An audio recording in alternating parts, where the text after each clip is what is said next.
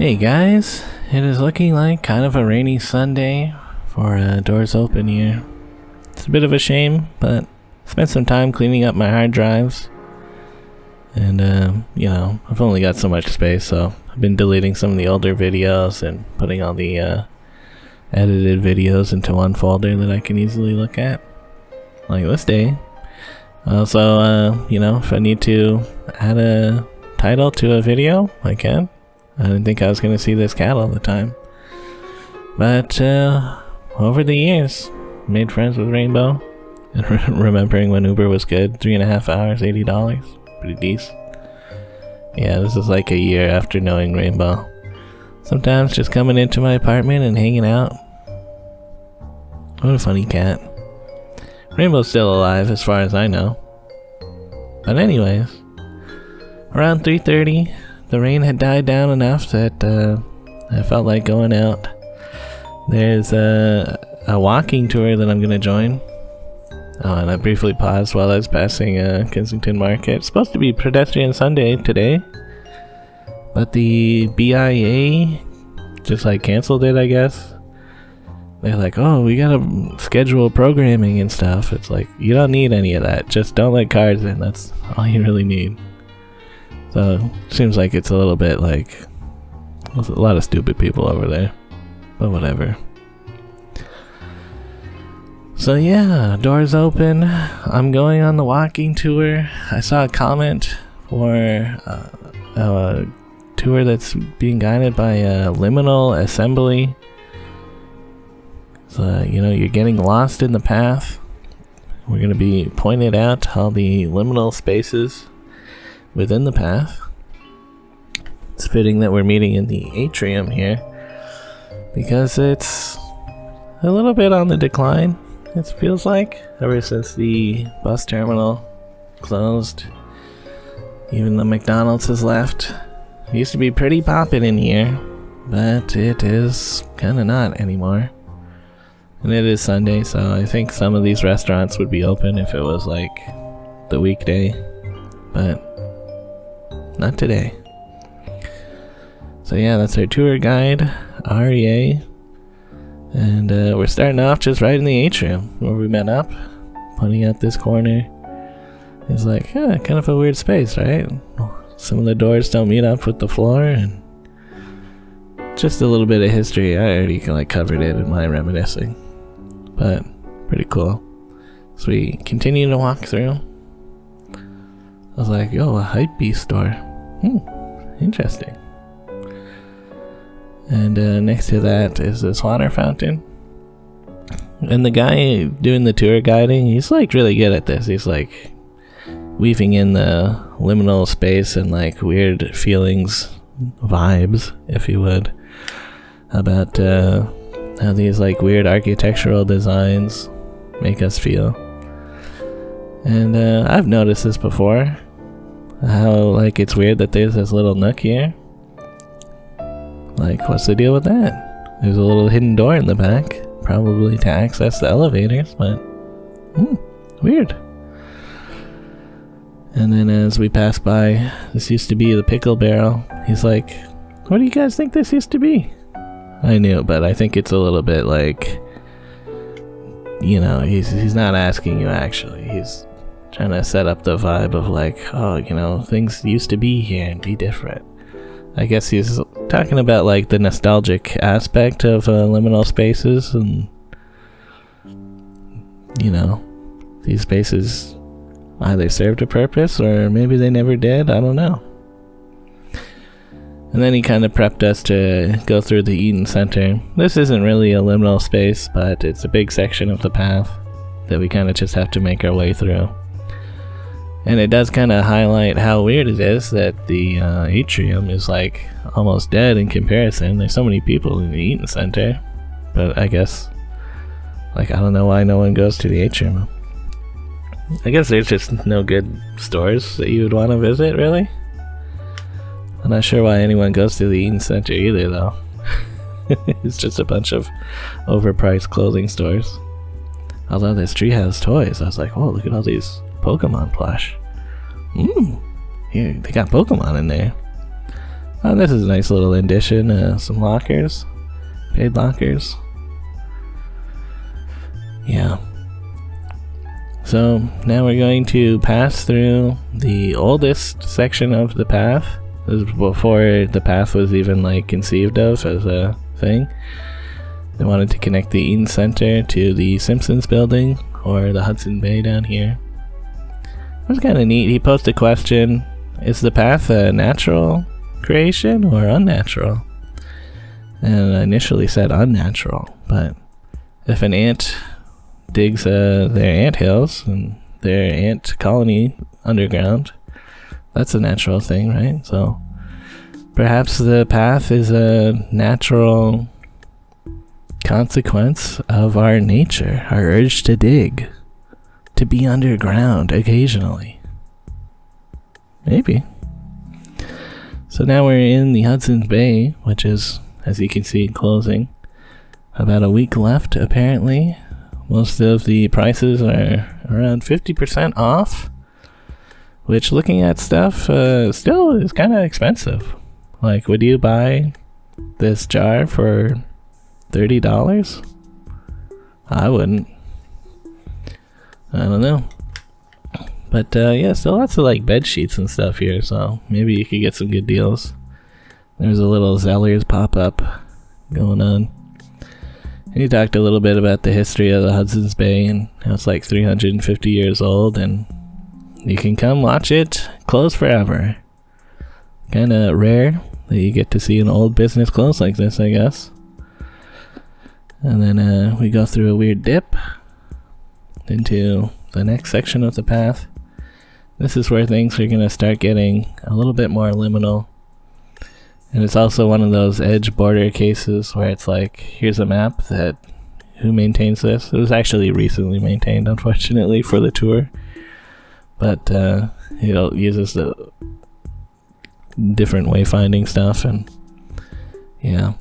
You may notice his hat is based off of the north-southeast compass. And yeah. The Cali Love. This is apparently what throws people off, because there's a bunch of Cali Loves inside of the path. So if you don't know, you might see a Cali Love and then see another Cali Love and think that you're just going in circles. And maybe you are going in a circle. Like, here's a side ramp. Very neat. Kind of just bringing us through that extra long ramp, I guess, just to point it out. How it's kind of big ramp there. Teppanyaki Grill. Do you feel like you've seen Teppanyaki Grill before? You made a good joke about how you could taste Teppanyaki Grill by just touching the ceiling here. And then around the corner from there is Noodle King, which apparently is very popular, but it's only open from like noon to 3 p.m. on a weekday. But the lineup, it will be crazy big because it's just that good. So maybe come check out Noodle King. Apparently a legendary restaurant. Yeah. So we're approaching the Sheridan Center, I think.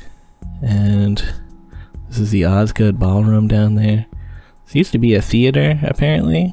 Now it's a big ballroom that you could book for your weddings and stuff if you don't want people to actually be able to find it. Yeah. Going a little bit of a roundabout way to find some stairs up, I believe. Yeah. As we're following the path, I do look off at some of the branching hallways and stuff. I'm like, how big is the path? Like, it is pretty big. And we're actually going to be going outside, technically. So we went up to the second floor of the Sheridan Hotel, and they have this garden. And I've been at this hotel before. Like, when I was younger, I think my mom stayed here. And we were gonna stay there too, I don't know, but I didn't know about this little garden here. Pretty nice. Kind of a rooftop garden. He recommends that you come here at night. It's lit up in a kind of nice way. Try not to peek into the hotel rooms because, I mean, it is a hotel. So, don't be weird about it. But it's a cool spot that, you know, me, as someone who likes to explore Toronto, I didn't even know about. So, yeah. You can go up further. And from up here, apparently everyone likes to look at the skyline, which makes sense, like kind of a nice view from up here. But he wanted to point out this weird triangular light array, which if you didn't know, and if this was on ground level, you'd be like, it's kind of a weird thing, right? But we're gonna go look at that as we make our way back down. Yeah, it's just skylights. Kinda neat though, eh? Do you get to see them from above like that? Yeah, a little peek down there. So, just off to the side from there, we have the other end of this walkway that connects to the walkway that's around Nathan Phillips Square. This goes over Queen Street. So apparently this door is always locked because they cannot decide who owns the walkway or will maintain the walkway. Is it the city or is it the hotel? They just decided neither, I guess, so no one's allowed to walk on it. Kinda, you know, just a neat hotel, I guess. I wonder if I'll ever actually come here on my own to just wander around.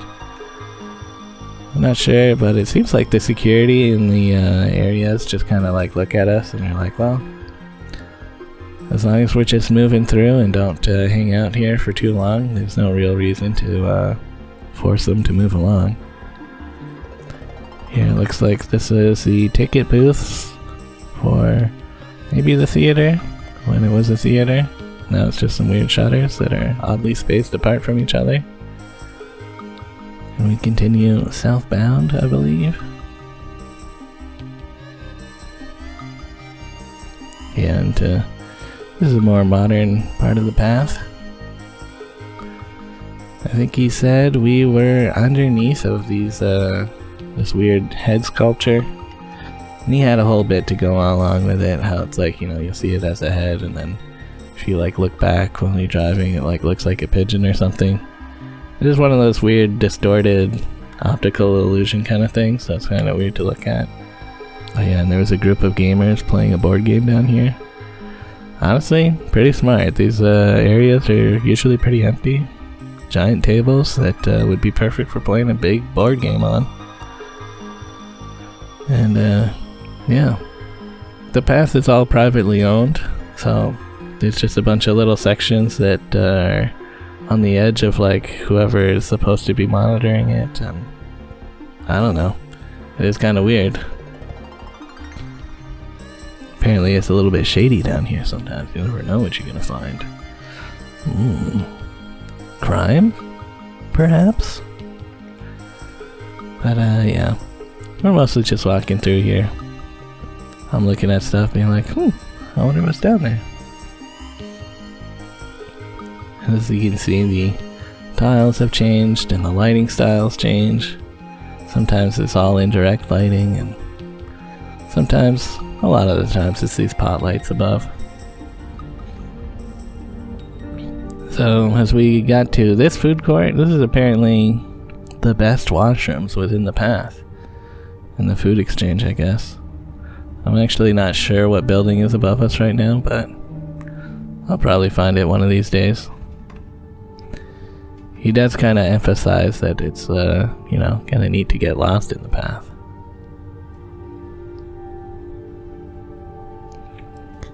Yeah, we were passing by some areas that felt kind of familiar to me. When I worked at Legend 3D in their downtown office, sometimes I would come into the path for lunch, and I don't think we came to any of the parts that I would normally go to. Maybe we crossed an intersection. Not really sure.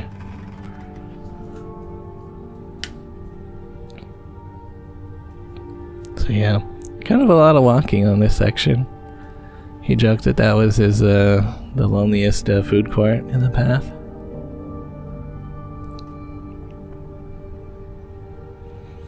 So yeah, as you're seeing, a lot of things are closed right now. It is a Sunday, and it's like 5 p.m.-ish right now. So that's a lot to do with it. It can be busy in here. Just not so much right now. So yeah, we're passing through St. Andrew Station. And he points out how this signs seem to want the path to be going straight ahead to King Street West here, or King West. But if you were to go there, that's just where King West is. If you want to follow the path, you gotta go to the left. So yeah, it's just some weird wayfinding stuff like that as we go down into here. It was kind of funny. He was like, this might be the lowest part of the path because it's uphill both ways. And it feels so warm here, like you're getting closer to the center of the earth. But really it's this display. And if you stand here for long enough, it does kind of start to feel like a sauna. So you're basking in these blue rays from this long screen. It is like literally hot. I did touch it, and it is kind of like a sauna in here. So if you do stay here for long enough, I mean, it's your free sauna. Get your free sweats going. I actually worked in the path for like 2 days at some shitty restaurant that was bad at scheduling, but when I was taking out the trash, where they were showing me how to do it, we went down these stairs, and then we went down some more stairs, and there was a whole section of like, I don't know, there's like a dump truck driving around, so there's another layer where like service vehicles can go underneath the path. It's kind of crazy. But yeah, there's also dog shit in here, by the way. He was like, yeah, watch out for dog shit. Sometimes people walk their dogs in the path and don't clean up, I guess. So yeah, as you can see here, we're by Roy Thompson Hall. This is like a concert hall. And I've seen like into this neat fountain area before, and didn't realize that this was a part of the path. But yeah, it is. So we head more west. Yeah, it was pretty cool. Apparently he knew someone who wanted to start a coffee shop here, and no one bought their coffee. It was too out of the way, I guess. So we're continuing west. I believe these used to be like piano staircases that would actually make sound, and then they removed them, making it even easier to get lost in the path. So yeah, as you can see, big renovations coming here. Apparently they reached out to this guy to bring people this way. And he was pointing out this food court sign, how it's like written in almost Comic Sans. Kind of funny. But yeah, this food court is gonna get renovated, which is kind of a shame because everything seems like it's in good condition, and like I feel like it looks fine. Like, I don't know why you'd have to renovate all this, but yeah, different vibe. These ceiling pyramids and the wall sconces. That's Harvest Green. I know this pops off because I've recently done Uber Eats and picked up food here. Like, this part of the mall, or the path, is can be busy. He kind of like downplayed it though. He's like, yeah, you know, the liminal spaceness of it. I don't want to break his I don't know, the showmanship of it all, but you know, he is trying to lead us on to the liminal vibes of it a little bit more, I think.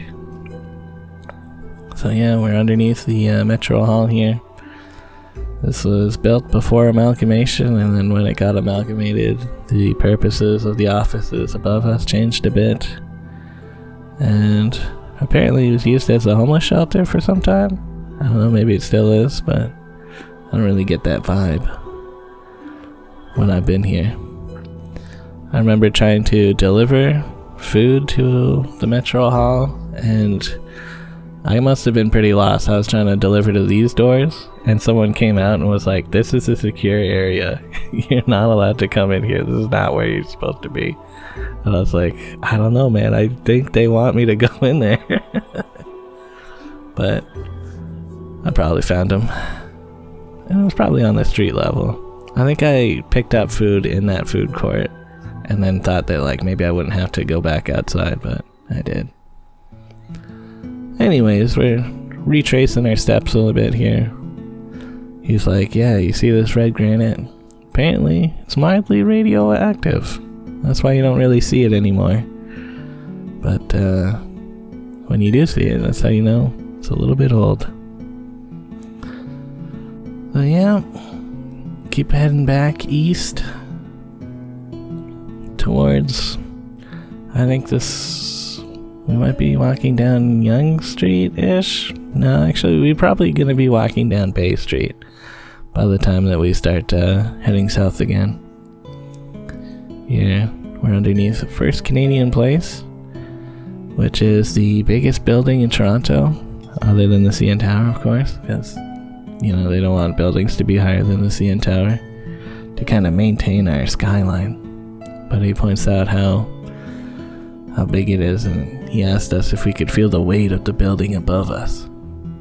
Which, like, kinda, now that you point it out.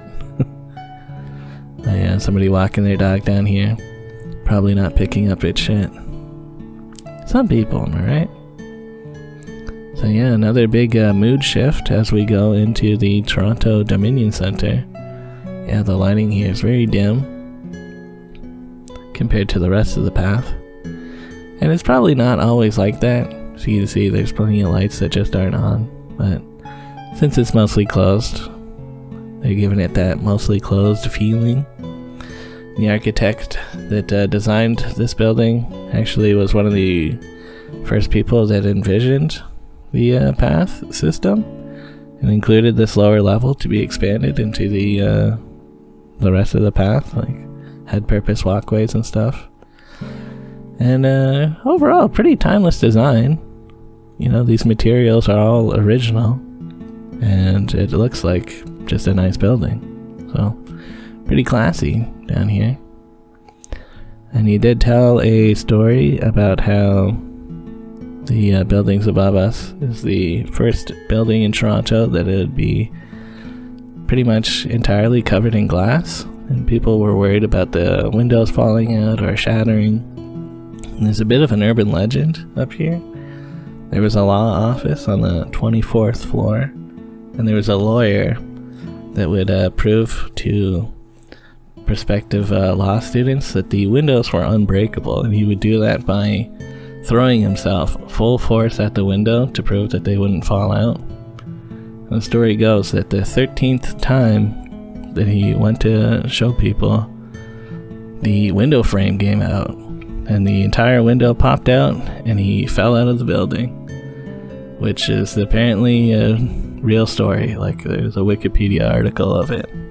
At the time, I thought this was just a creepypasta story, but it may be a little bit real. They say that the window did not break when it hit the ground.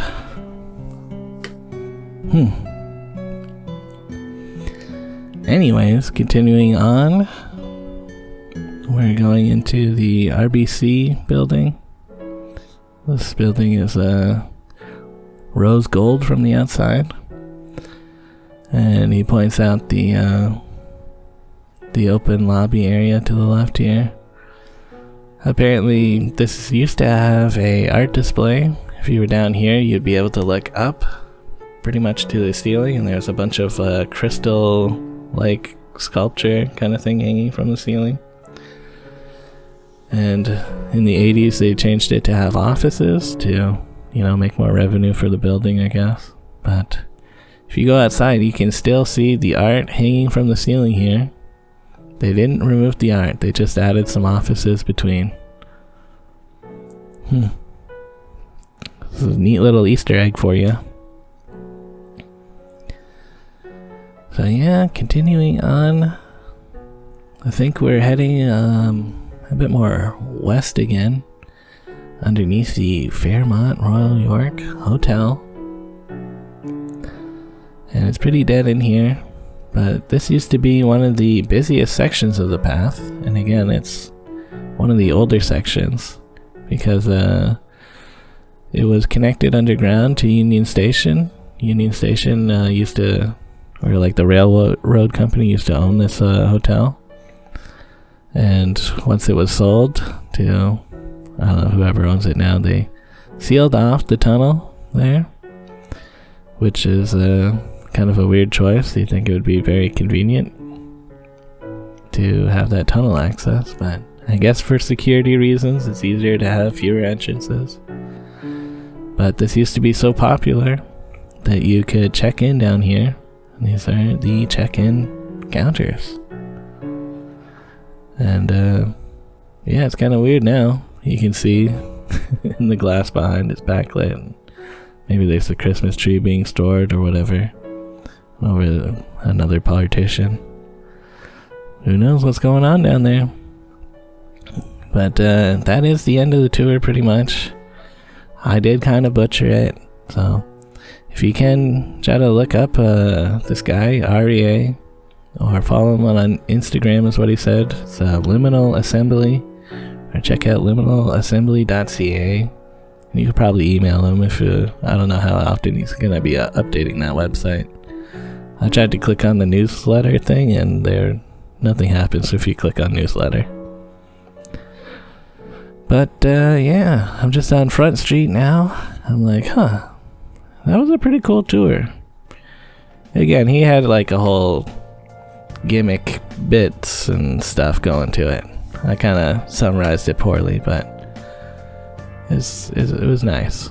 A good way to end Outdoors Open Toronto 2025. Doing something that I hadn't done before, really, and who knows, maybe if I get friends visiting from out of town and you want to kill some time, I could do my best to recreate the tour for you. Although we pretty much did that here, didn't we? It was like a 2-hour walking tour, so did compress it down a bit.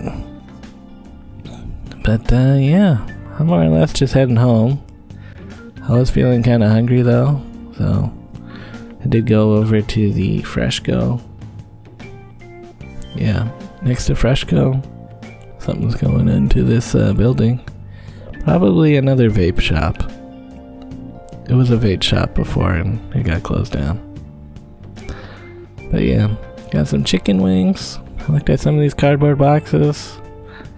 Yeah, I still gotta cover a chair in cardboard. I'm not sure when that's gonna happen, if they'll ever email me back. So, oh well, I'll worry about it tomorrow. Later, guys.